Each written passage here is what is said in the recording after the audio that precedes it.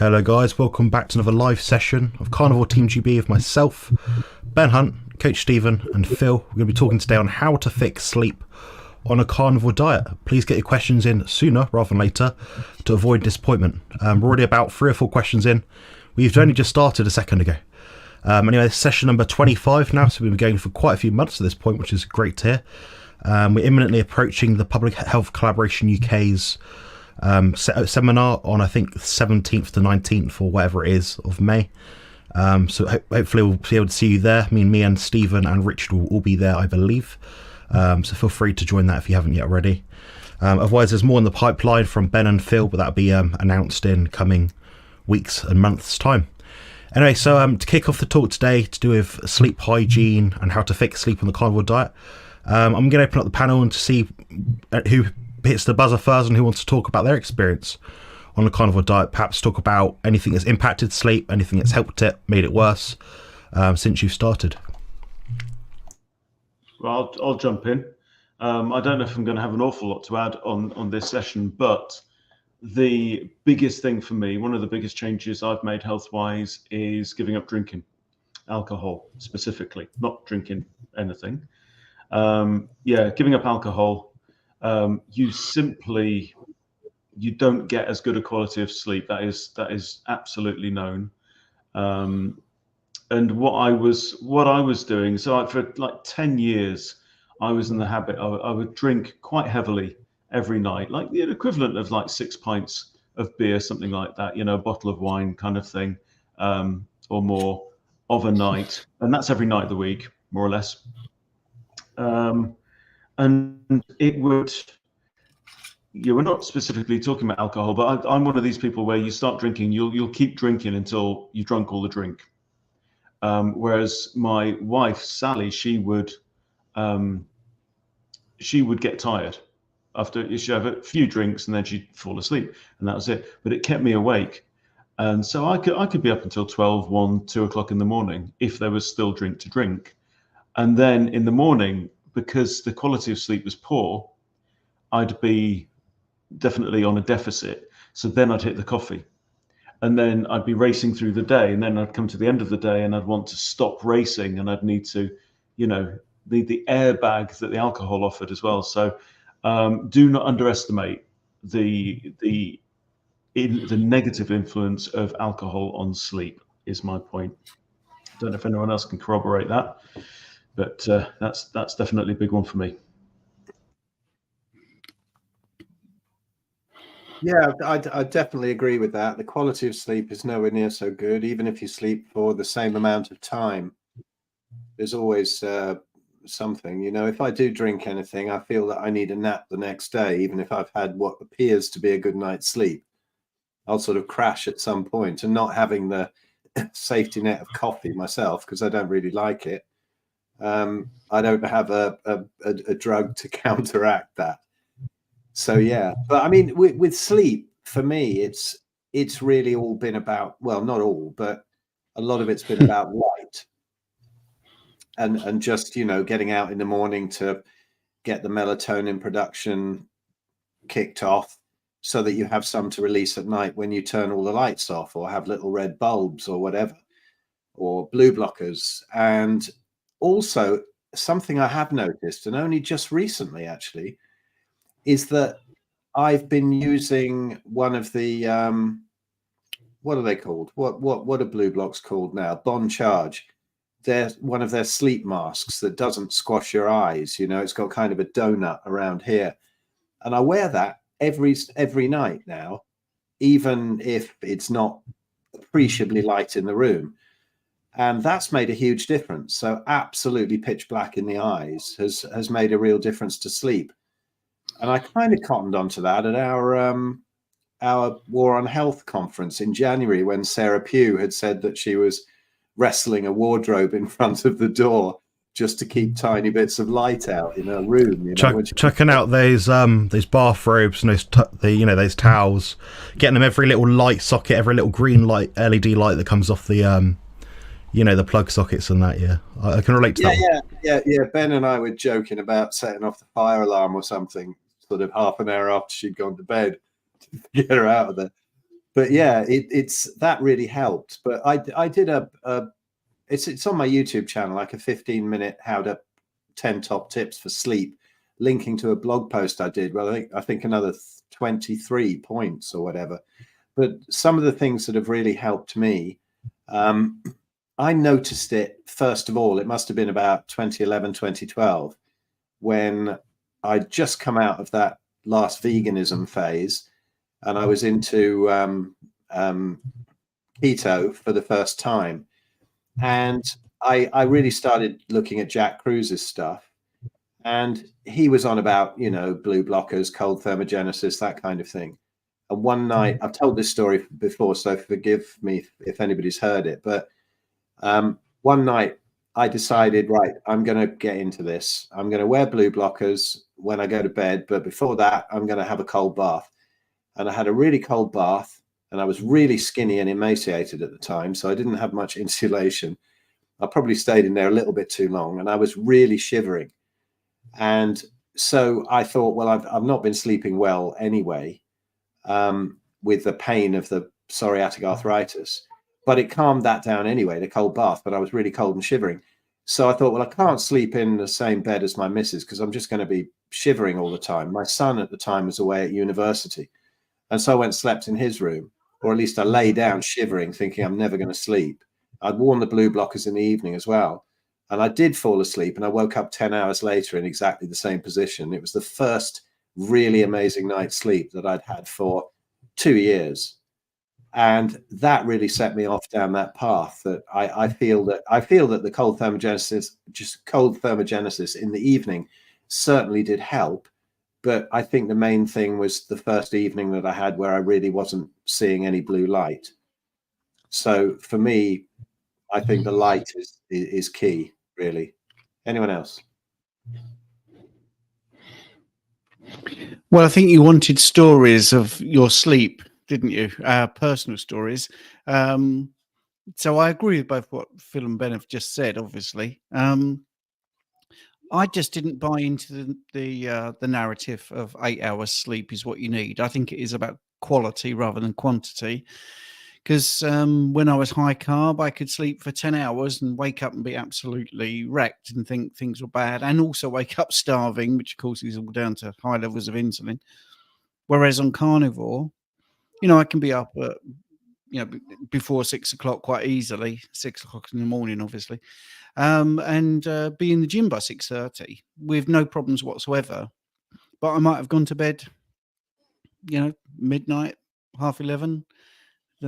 So I'm operating on 6.5 hours, working out fasted. So I think this way of eating does give you more energy, which oddly seems to mean that you have better quality of sleep. So you need less quantity, which does seem sort of counterintuitive to people, because if you're living in a high carb world, and I'm going to bore people with, if you look at bloods in the context of somebody eating 60% carbohydrates, all the numbers are out. Well, if you're eating a high carbohydrate diet, none of this will make any sense, because you haven't got the right amount of energy and you haven't got the right nutrients. So you end up not sleeping very well, or having fitful sleep, or urinating in the night, because obviously you get the water retention from all that glucose. I'm 60 this month, and I said to Jane only this morning, wow, it's really great to sleep all night and not get up for a pee. I mean, it wasn't because we were going to talk about sleep today, but that's what it's like. Even after 5 years of doing carnivore, it still amazes me, because I had 50 years where I wasn't. So, even 5 years of it, you still think, wow, I really bought into all the BS. I really thought I needed at least 8 hours sleep. And, I think people, this is a bad joke, but you shouldn't lose sleep over losing some sleep. Because if you're sleeping for 6 hours and you feel great and you've got plenty of energy, don't worry about the fact you haven't had 8 hours. That's just an arbitrary number that's been plucked out of the air, like many things in the last 3 or 4 years. And you sleep what you need. And I think there's circadian rhythms, as Phil knows, the rabbit hole that he's put me down with Jack Cruz is unbelievable. But this thing about light is so obvious, because if you wanted to teach a child who's never been in the world before what's daytime, what's nighttime, what's midday, the easiest way to teach them would be to take them outside and go, right, okay, this is the morning. You know, it's the morning. Look, there's the sun going up. Now, this, I'm being very patronizing here, but this is the truth. And then, you know, there's the sun overhead. That's midday. There it is setting. Now it's dark and it's nighttime. But your body's mechanism works it out and understands it. And that's what happens. You know, so if you're in touch with nature and light and darkness, your body's clocks will synchronize. Now, if you're not doing that and your bedroom is full of light, you're messing that up. It's just really simple. And I love what Phil said about the masks, because I can remember years ago when I was doing a completely different job at the Edinburgh Festival, and we all shared digs. One of the guys there put the black mask on to sleep, and he said to me, he said, I knew you'd take the piss out of it.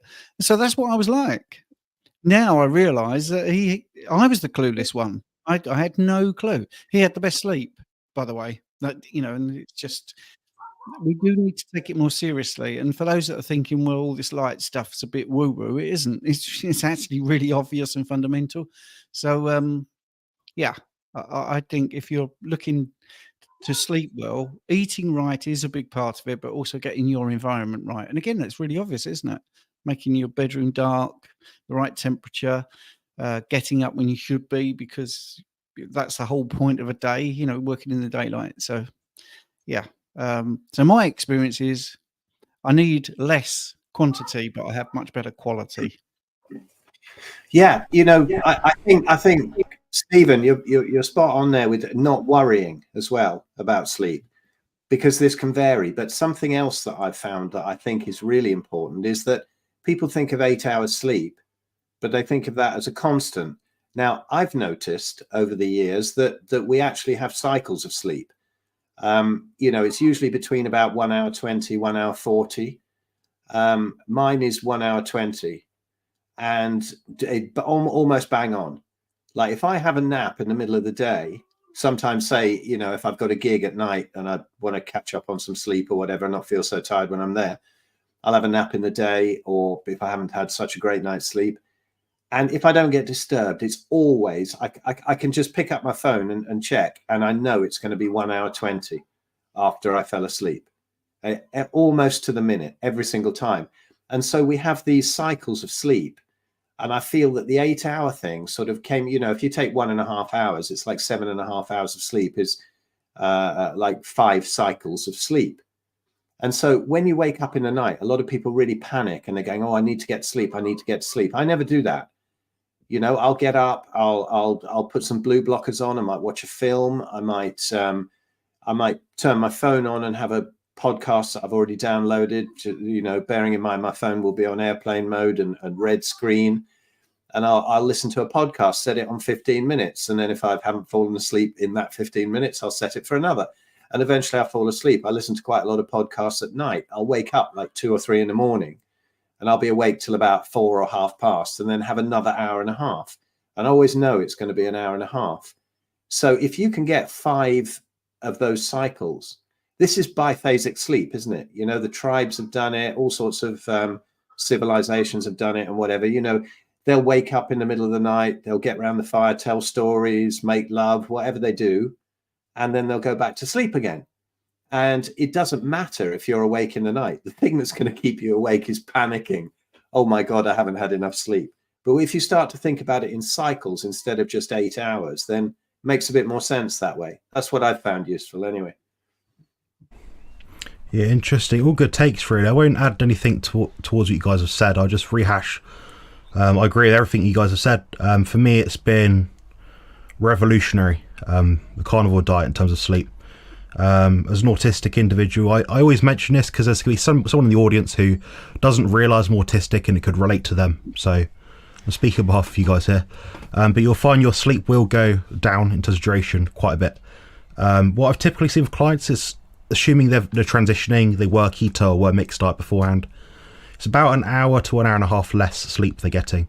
They notice no training performance dips, nothing abnormal, no mood swings, no digestion issues, no dry skin, no unusual lowered libido, nothing like that. Nothing has changed. It's just they're sleeping more efficiently. For myself, I sleep about, right now, maybe 3 or 4 hours if I'm lucky, which is forced, which is with medical cannabis, which I'm legally prescribed, and also with magnesium at night with a liquid zinc supplement, which I find somewhat helpful. For me, if I don't sleep, I'm not a pleasant person, hard to deal with. It makes my life a living hell. My quality of life goes down to about 1 if I don't sleep well. So I can't basically have a night without sleep, basically, ever.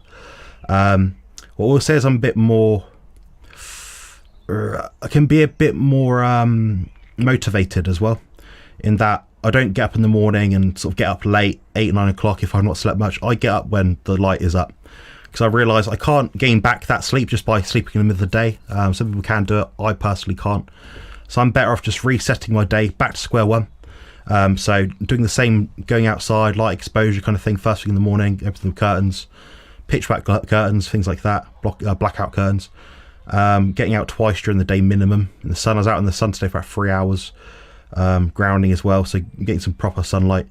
That's when you build up your melatonin in your body. You get the biggest surge of melatonin in your body, actually, believe it or not, in the morning. That's when you build it up. Then you release it at night. So that's the way the sleep cycle kind of works. The way I look at it is, for me, the carnivore diet is first in biohacks, or essential life hacks. The second would be the sleep side of it, or the light side of it, I guess you could say, is more important. And that's what I found the most helpful. The way I kind of see it is, light gives us timing, and food gives us information. So how would you get that food to work well, and vice versa? So really, if I was saying anything, they're probably 50-50 in terms of importance, but you can't do one without the other. And I consult with a lot of people that are going to bed late at night, 2 in the morning, wonder, oh, my digestion's not good, oh, I can't eat properly, oh, I'm still addicted to sugar, my dopamine's all over the shop. That's probably why. You can't neglect sleep. There's no way out of it. I do recommend melatonin supplementation to some people if they are shift workers. I do consult with a lot of shift workers. There's a way of storing up more in your body, but it's not an absolute hack in that you can't get back to square one and regain your health. Inevitably, something will crumble. So that's my brief summary on sleep. We've got a question here from Andy828, which is thoughts on taking magnesium for improved sleep. We'll go around the board again, so we'll just go to Ben, Phil, then Coach Stephen, and I'll give my short take on magnesium. So have you experimented before, Ben?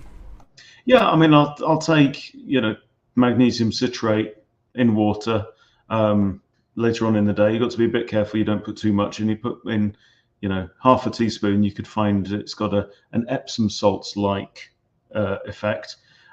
Can I say that I've noticed a mad difference? I don't know. I mean, I'm not very proud of my ability to sleep so much, but it has definitely got better this year.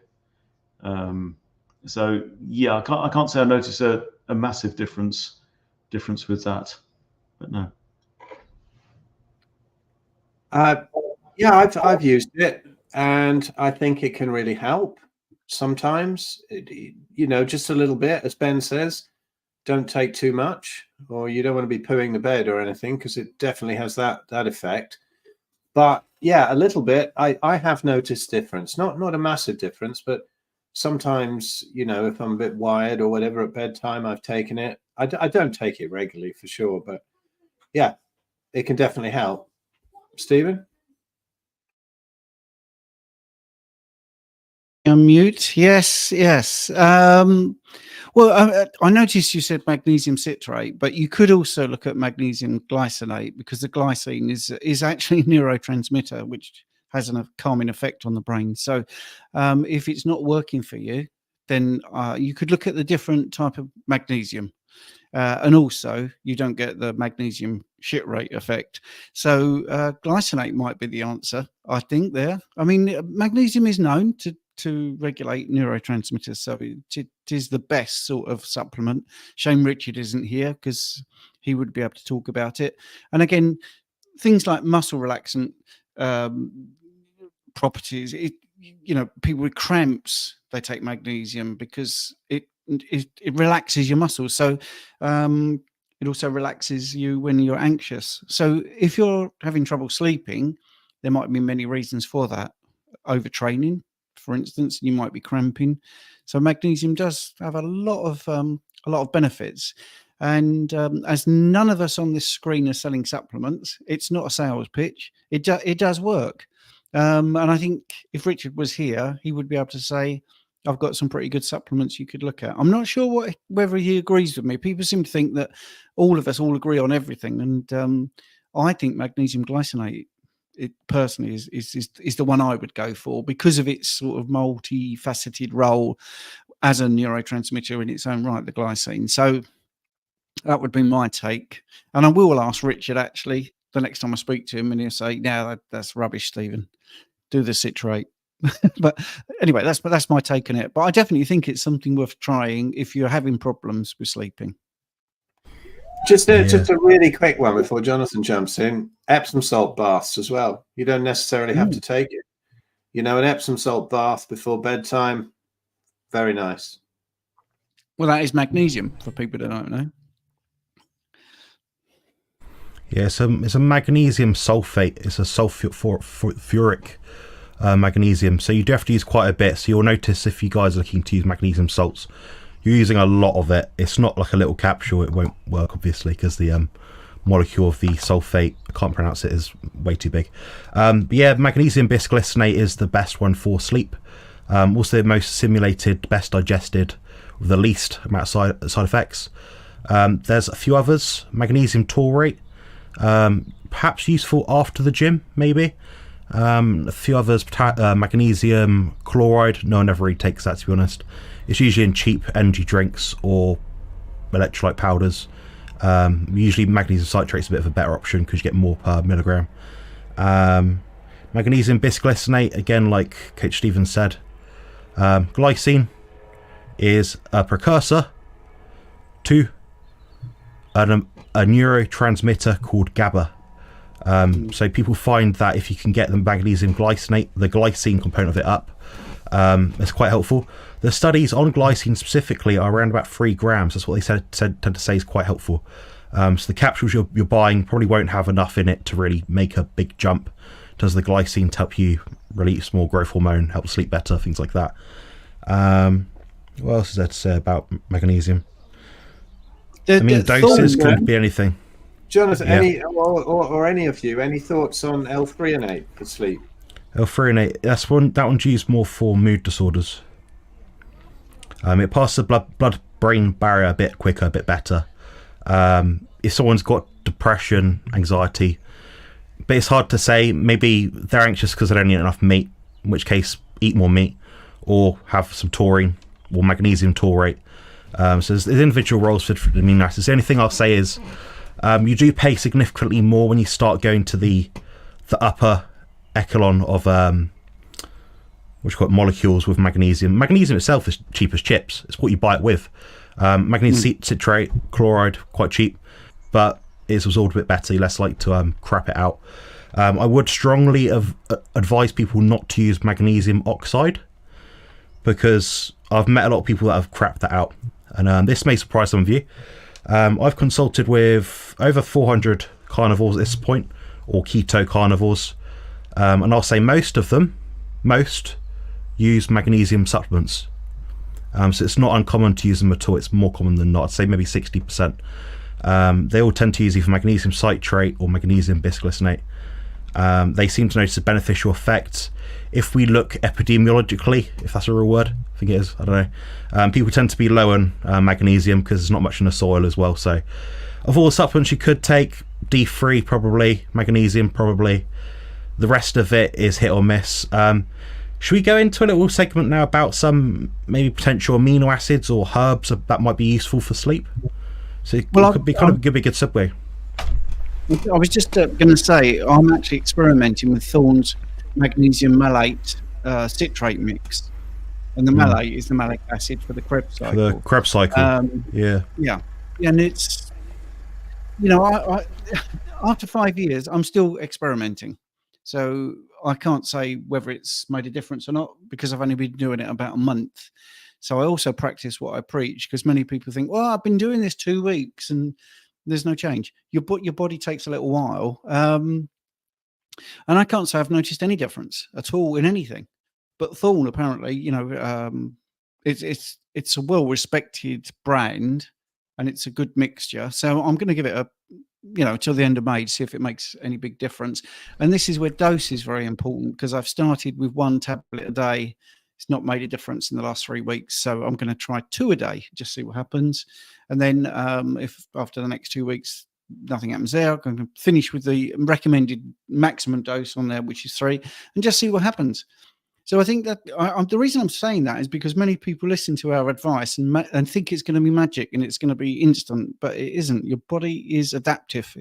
It's an adaptive thing, and it just takes a while for all these things to work through, or conversely, for things that you've taken in the past to work out of your system. So if you are trying to improve sleep and you do, let's say you get magnesium glycinate, and 3 days later you're still not sleeping better, try not to flame us in the comments and just give it a little bit longer, because it will take a little bit longer than that.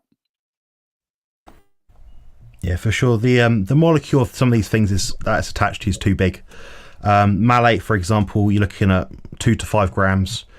So anyone that's wondering how big an average capsule is that you buy in the shop, 500-600 milligrams maybe. So if you're looking to get the malic acid side of it, the malate, you are going to be taking several capsules, by which point, unless you're a 100-pound, 4-foot tall female, you're probably going to get nothing from it.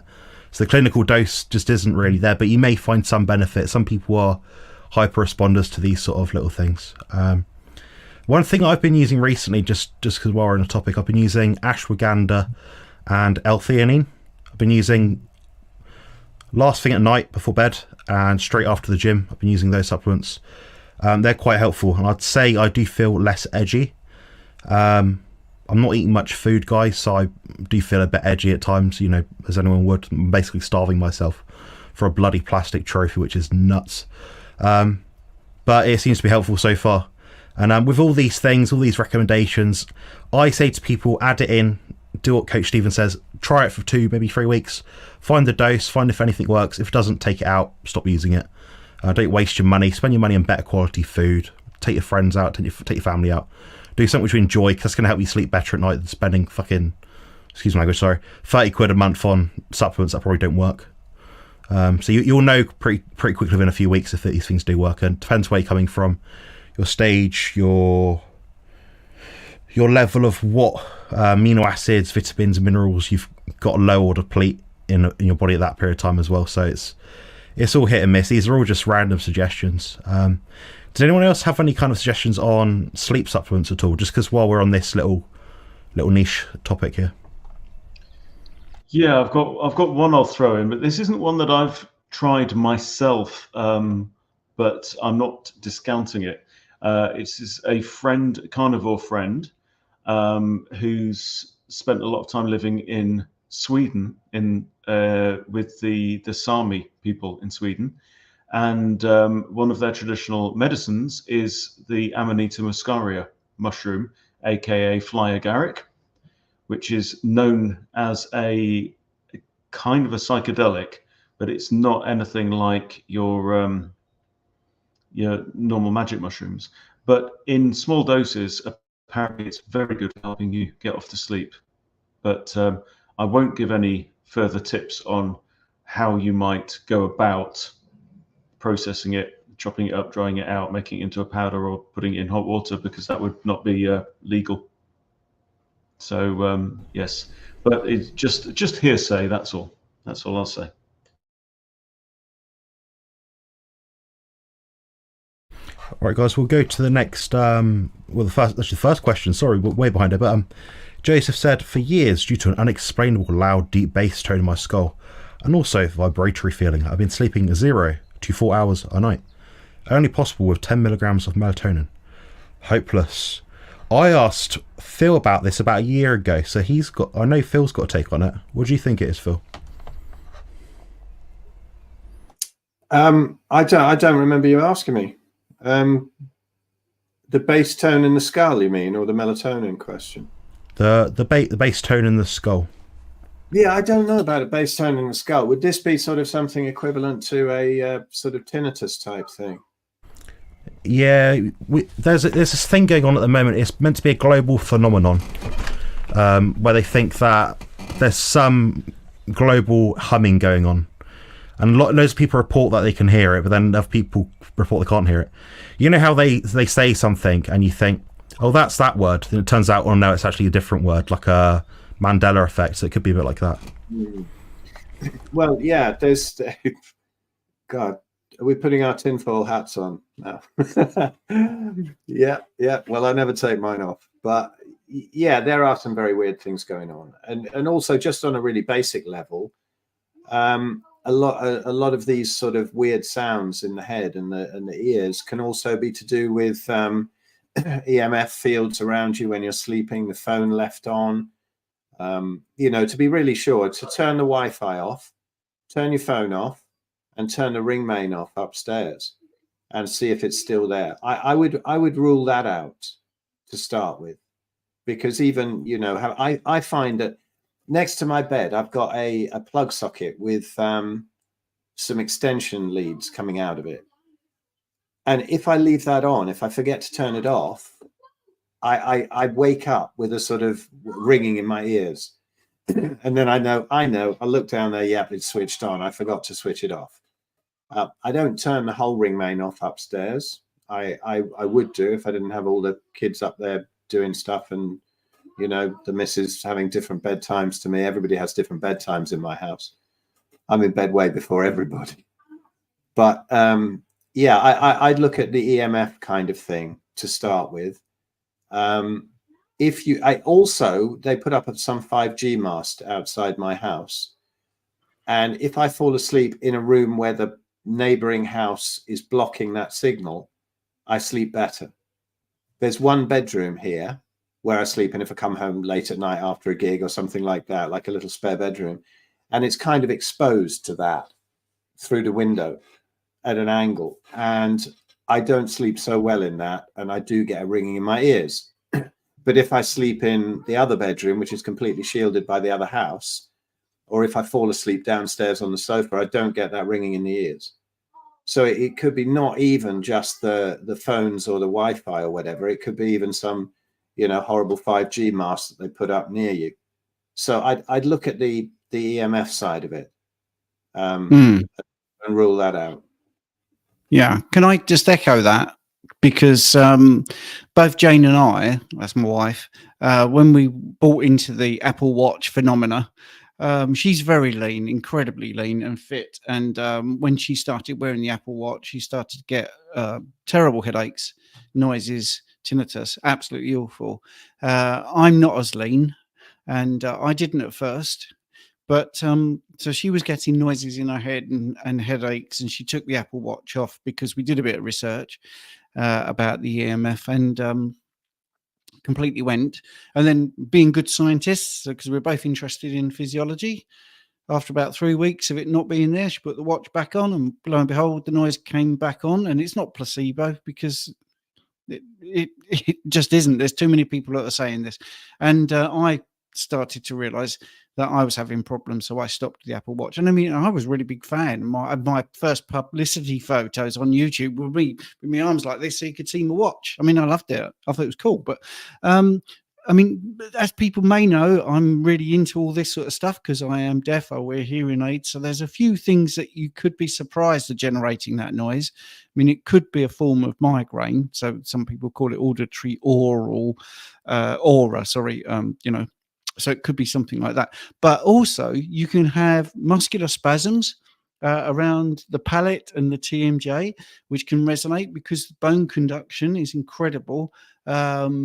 When you have a hearing test with a proper audiologist, they will do a tuning fork like that, put it to your ear, but they will also do it round your bone because sound resonates through the bone. There are even headphones nowadays you can buy that don't go in your ears, actually go onto the back of your ear, onto the bone. So you could be looking at some muscular problems on the TMJ. Or there's also eustachian tubes, which are like tubes which are involved in pressure. Now, if you're eating a lot of dairy, for instance, or you produce a bit of mucus, you can find that you can get a build up there, and that can actually resonate and create a sound in your ears. There's a few other things. I don't want to bore you too much because we talk about sleep, but the noise is stopping you sleeping by the sound of it. No pun intended on the sound thing. So there are other things to look at. If you've got a dentist who's got brains and is prepared to look at things out of his textbook, I would go back and say, is it possible that it's a muscular issue in my TMJ? Could you look at my eustachian tubes? Because I'm a little bit concerned about these noises. And a good dentist will look at it properly and rule those things out for you. Yeah, good advice, solid advice. I can't add anything to that, but I'd look at further testing, more tests, more information, more data, probably. Yeah, the only other thing I'd ask as well is does it only happen at home in one particular place, or does it also happen if you travel away? Because if it is at home, I was going to mention the bone conduction as well, that there's some kind of, vibration, some low physical vibration that's going on nearby that that is getting translated into sound. Yeah. Answers in the comments. Nice one. Got a question from Zbigniew Wozenich. Gents, do you know any correlation between D3 level and sleep? Yes, there is a correlation between D3 level and sleep. How far you want us to get into this question, I don't know. I couldn't really say how far in the weeds we need to get. I mean, is there anything you guys want to say in particular about this topic? Well, picking up on what Phil said, it regulates the sleep-wake cycle, and I love Phil's knowledge about the biphasic sleep. But vitamin D is one of the regulating features of that. So we're going back to circadian rhythms, so it definitely has an impact on that. And I suppose that makes sense because we're talking about sunlight interacting with your skin, and the cholesterol synthesis of vitamin D happens due to light. So maybe, there is a lot more to sleep and vitamin D than research is showing. We're in a world now where they want to block the sun out, which is about the world's worst thing you can do, because you would reduce the levels of vitamin D. And I think yes, it does a lot of other things, like the hormones. It is part of the synthesis of neurotransmitters like serotonin, and dopamine. So we know that they are key factors in sleep. So yeah, there's a lot to do with sleep and vitamin D. Excellent. We'll move on to the next question now. Well, speaking of, said hit the like button. Definitely hit the like button. And if you're on a phone, a laptop, a computer, whatever it is, I don't know, iPad, hit like on all of our channels. It works really well. Helps all of us. Anyway, I just wanted to make a quick announcement, actually, just because Lee did give me permission to mention this. So, for anyone that's wondering, Kent Carnivore, who is not Jordan Peterson, he is Lee Coppus. He's the guy just above Ben's head right now. Can't point because he's over there. That one. Yeah, that one. Yeah, so he's currently in hospital and he's doing fine. He's being well looked after. His pain has reduced a bit. He's on less morphine now. And the doctors, surgeons, people in his consultation team seem very confident about his outcomes, and he's doing well. So I just thought I'd announce that for anyone that's curious and wondering if he's still alive. He is still alive and he's well. And he's quite happy, but he is a bit annoyed because of circumstances. Having had to wait 5 times to have surgery for something he needs is absurd. We won't get into that here because it'll be a talk for another day. Jay said, if I'm on the carnivore diet drinking purely with no added minerals or electrolytes, but using Celtic salt taste on my food, should I consider taking electrolyte supplements? My quick answer would be, if you're fine, don't take any. If there's a problem, try one at a time. If there's more of a problem, try all of them and buy Richard's Keto Pro electrolyte supplement, either flavoured or unflavoured. That's my very brief, succinct answer. Do you guys have a take of this one? Spot on. That's exactly what I was going to say. Yeah, if you're all right, it's fine. All right, nice one. I was actually, I don't know if I was the one who started this, but I did say this about 2.5 years ago. I heard having butter before bed helps you sleep. Thoughts on this? I'm going through menopause and I heard that fat is good for sleep. Now I actually found a study which was linked to cortisol suppression after training, because they did a protein and fat after training, after endurance training, whatever it was, measured cortisol in the blood. They did the same thing again with protein and carbs, and the protein and fat actually lowered cortisol to a better degree. Then I ran my own experiment because I wasn't sleeping well at the time. So I had, it must have been about 70 or 80 grams of butter before bed, which is quite a lot of butter, nearly a whole stick for you American guys. And yeah, I did sleep better that night. So I did it again and again and again for about 3 weeks straight. And I did sleep better at night with some more butter or fat before bed. Also, there's probably some endothelial function benefit and colonocyte feeding benefit from the butyric acid within the butter, so that probably helps you sleep better anyway. Healthy gut, healthy mind, good sleep. Have you guys tried this at all? Have you heard this being used at all in circles? Yep, it helps many people, but it is on a case-by-case basis, because for some people it doesn't work. I think also there's a little bit of an insulin bump, a tiny bit, which is just enough to get more neurotransmitters into the brain, because I think many people have tried the carbs before sleep and said that works, but they wake up hungry. And I've often told people, it isn't the carbs, it's the insulin that it's releasing is opening up the reception in the brain. Sorry, Phil, to keep you up. And it's, you know, insulin isn't a bad guy. You know, it regulates ever such a lot of things. And I just think that little bit of butter actually might just bump the insulin up a tiny amount, so you don't get the hunger the next morning, but you just get that little bit of insulin, tiny bit. I mean, it is a small response. Yeah, good shout. Should we move to the next question, guys? You happy? Yeah, I know that Richard says that he's one of these people that likes to go to bed not on an empty stomach. He eats relatively close to sleep, and it just goes to show, like Stephen says, you know, everyone's different. It's a case by case basis. There's none of these rules that applies to absolutely everyone. So figure it out for yourself. Yeah, good shout. The next one's from Matthew, who's often on our live streams, and it's, could eating beef kidney every day potentially cause vitamin or mineral toxicity? Yes. The vitamin A is 10 times lower than beef liver, and copper is 23 times lower. B12 is something. Copper toxicity can cause restless sleep. Copper can give you heart palpitations, guys. That's one you can overdose on. That really can mess you up. I've tried that myself, just an experiment.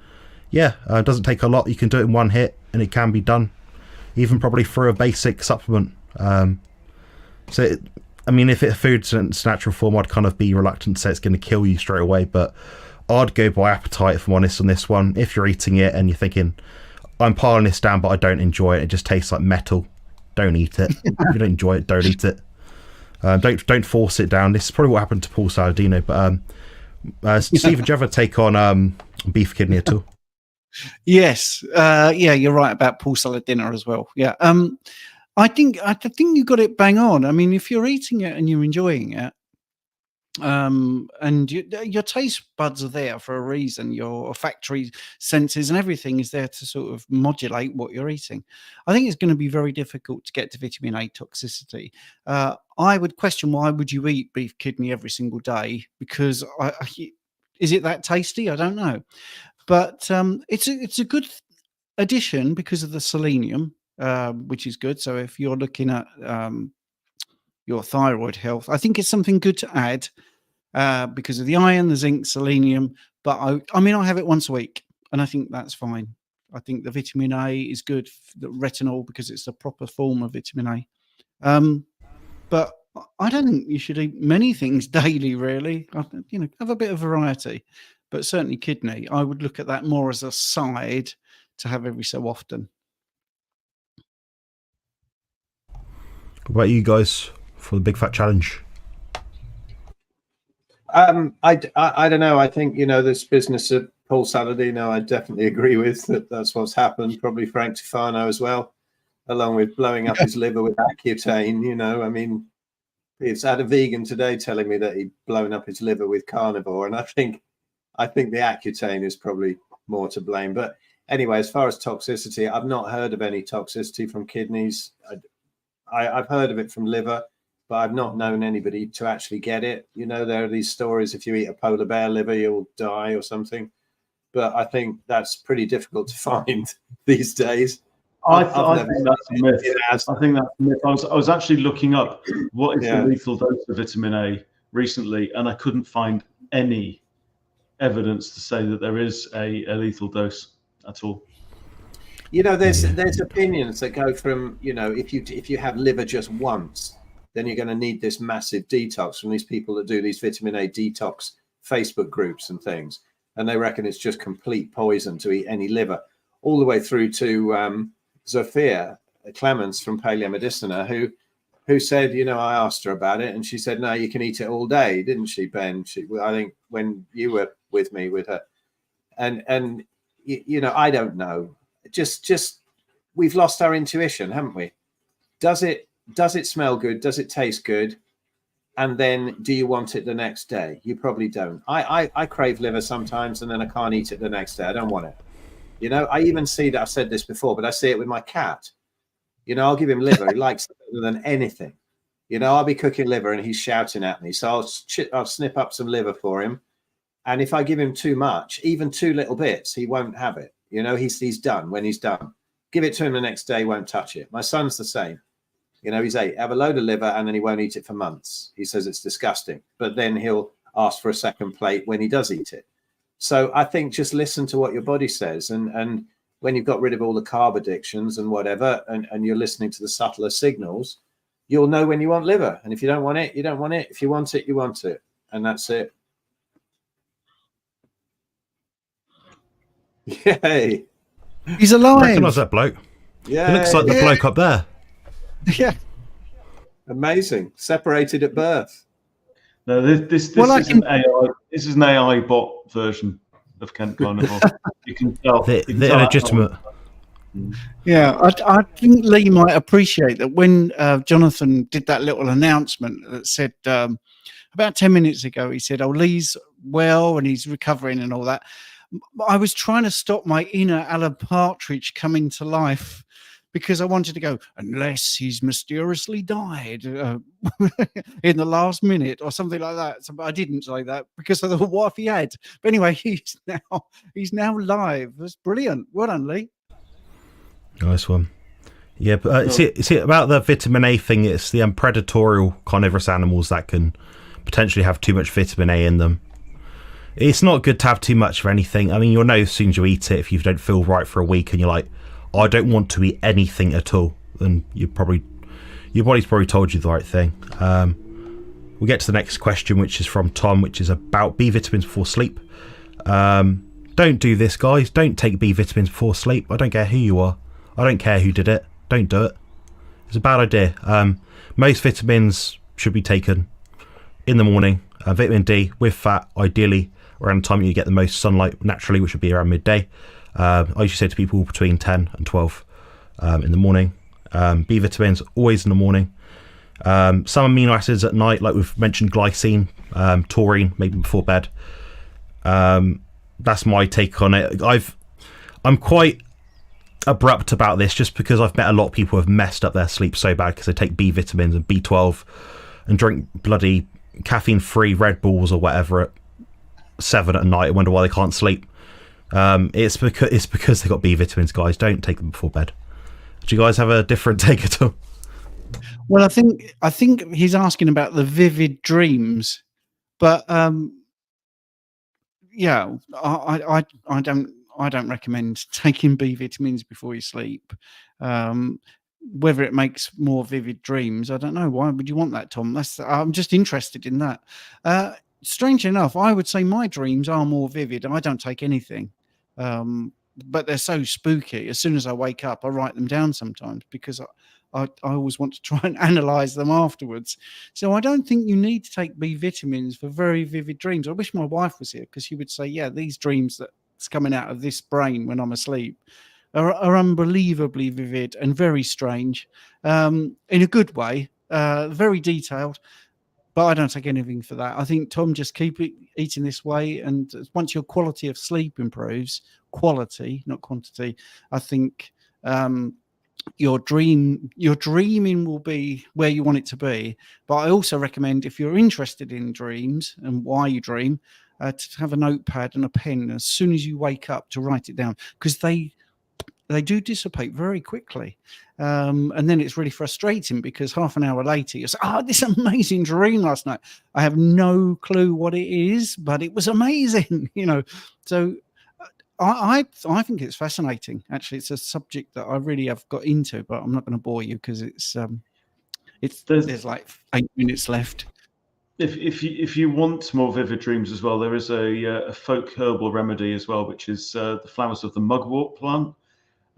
You see it growing all over, certainly in this country, in the late summer, and it has these kind of grey white flowers on it, about so high, and you can smoke the flowers, dry them and smoke them, or you can just make them into a tea as well, but should not be combined with cannabis.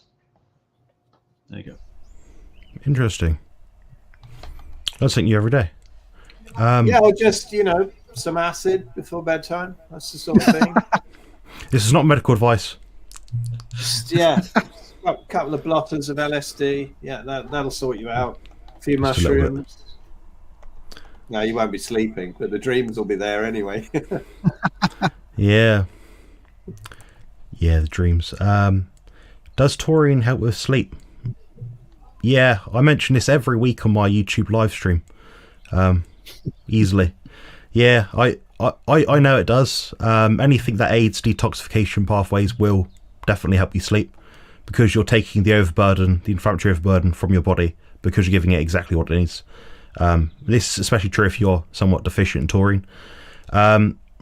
This contrasts what everyone says.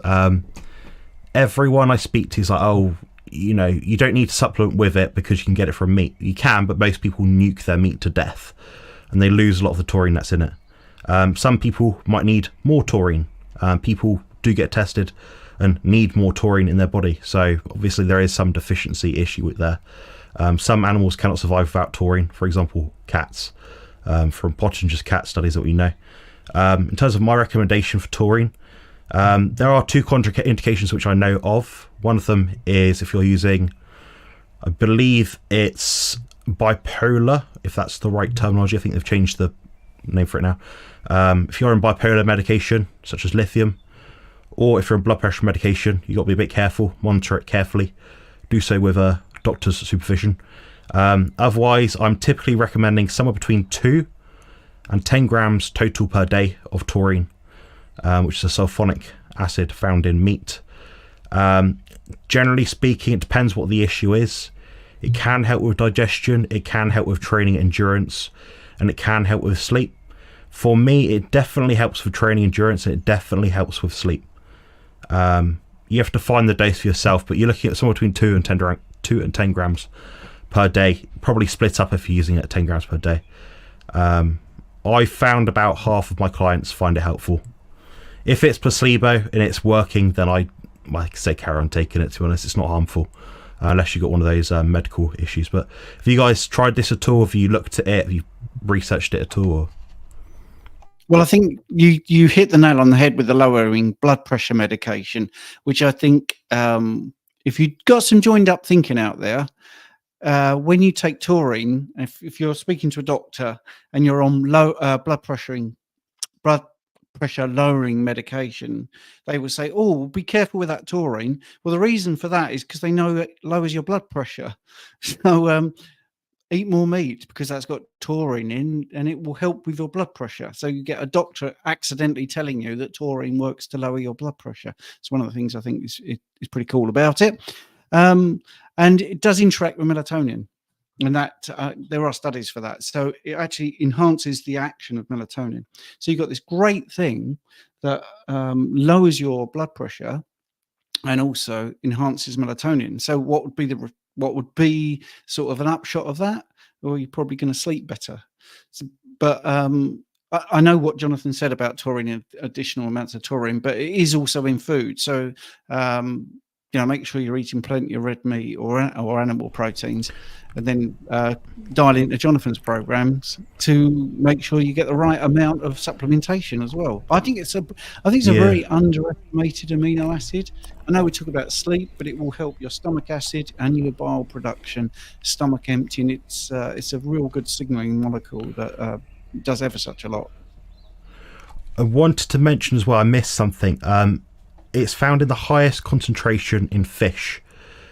I know I spoke with Ben and Phil about this many months ago in the private group calls. The reason is fish need more antioxidants in their muscle tissues because they're constantly moving and they cannot stop for shit. They can't sit still. So they need more antioxidants within their body, and taurine does act as an antioxidant, especially true for reducing instances of left ventricular hypertrophy. So a lot of people I work with are obviously going to be body composition, bodybuilding, fat loss, muscle building, training people. So there is a massive training performance benefit to be had if someone is a bit low on it. I've honestly really found it, and it's so cheap. I don't know why I'm not affiliated with these companies, but yeah, honestly, it's such a cheap product. You might as well use it. Try it. If you've got any of the issues that Coach Stephen just mentioned, try it out. Buy a 100-gram sachet of it. Try it for a month. See what happens. Yeah, that's my take. Have you guys looked at any of these sort of things at all, Ben and Phil?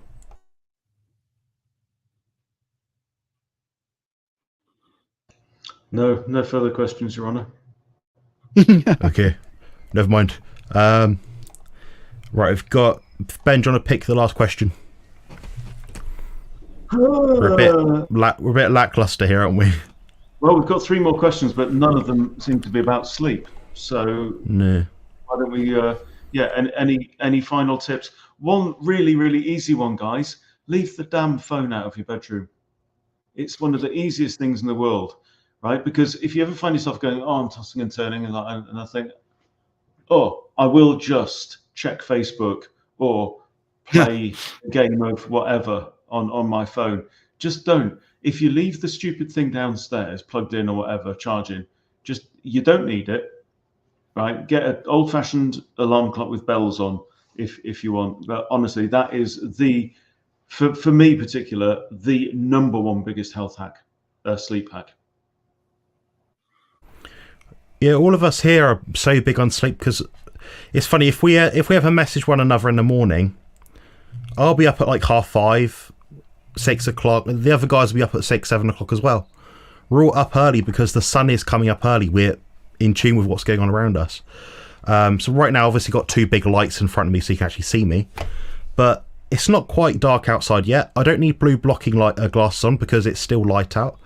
Now, I know Phil's just the same. If we recorded this 4 months earlier, Phil and I'll be both wearing our blue blocking glasses and that'd be normal. But because the day's longer now, we don't need to wear them, so it's less impactful. On the same token, good sleep hygiene, wear a mask, I don't know, wear one of those ones, guys, not one of those ones, definitely not. Blackout curtains. If you've got like these annoying green or like blue lights where you got a plug socket, put tape over it, put some blue tack over it, do something. Those are sort of the little micro things which do make a difference. And imagine doing that for a year. You're limiting say 1% of your sleep every day for a year. That's a massive percentage, guys. So you don't want to be leaving anything on the table. With my work, a lot of what I teach people is sleep hygiene. It's pretty much on everyone's thing. These are non-negotiable things you must stick by if you're going to be in my coaching roster. If you don't do them, you won't get as good results, and it's a massive thing to leave on the table. Do either of you guys, perhaps Stephen or Phil, have any sort of little cues or biohacks you might use to sleep better, or just overall like little things we might have missed throughout this talk? Yeah, I mean, there's all kinds of things. There's old sort of little remedies like chamomile tea before bed that I wouldn't really recommend on Carnivore, but it can help. People do that when they're drinking tea and stuff like that. There's a few little hacks, but sex before sleeping is excellent. Do that. Have sex with yourself if you haven't got anybody else. Just whatever you do, but it is that was one of my tips. I'm trying to remember them all, but I do have If you look on my channel and put 10 top tips for better sleep, then I link to a blog post underneath where I have a whole load of ideas down there. What about exercising near to bedtime? Because that a little bit. I think you can do too much. I find, there's a lot of, I'm sure Jonathan's got a hell of a lot on this, and Stephen, but for me, a little bit, is kind of nice. Like a little bit of bouncing on a rebound, a little bit of yoga, something like that is nice. Going down to the gym and doing heavy 20 rep squats at 10 at night. No. What do you think, guys?